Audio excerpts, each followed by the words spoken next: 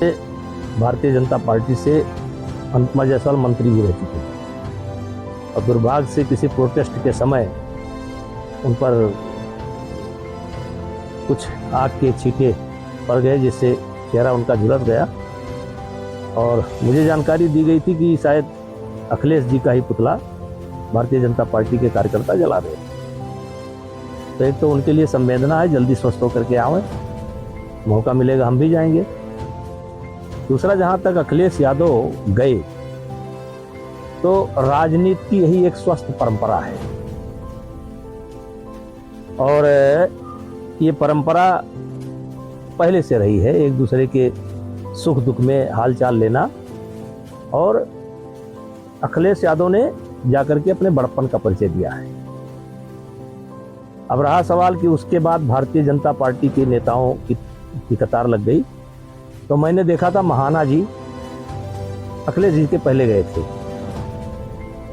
और अब जैसे जैसे लोग खाली हो रहे हैं, कोई बंगाल में था, कोई जाएंगे लोग, मौका मिलेगा हम भी जाएंगे। लेकिन अखिलेश जी ने अपने बड़प्पन का परिचय दिया है। बंगाल का मुझे बहुत अनुभव नहीं है, लेकिन समाचार जो निकल करके आ रहे हैं कि भारतीय जनता पार्टी बहुत अच्छी लड़ाई लड़ रही है। गृह मंत्री जी वहाँ डेरा डाले हुए हैं और एक वर्ग ऐसा है जो कह सकते हैं कि 10 साल, 20 साल या 30 साल से लगातार परेशान चल रहा है। और वहाँ तुष्टीकरण की राजनीति होती है। यही काम कम्युनिस्ट करती थी, यही काम कांग्रेस करती थी, यही काम आज ममता जी कर रही हैं। अब देखिए क्या होता है, लेकिन प्रोटेस्ट बहुत, लड़ाई बहुत अच्छी है। मारपीट तो वहाँ एक छोटी बात है, मारपीट तो एक छोटी बात है।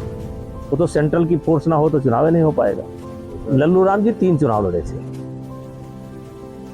मनिकापुर से चुनाव लड़ते थे, दलित नेता थे और 3 चुनाव लड़े थे। अब यह है कि जब तक Bharatiya Janata party back foot पर थी तब तक लल्लू राम जी नेता थे।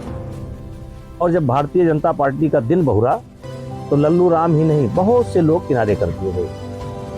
और मैं, लल्लू राम जी का निधन हुआ, मैं गया था।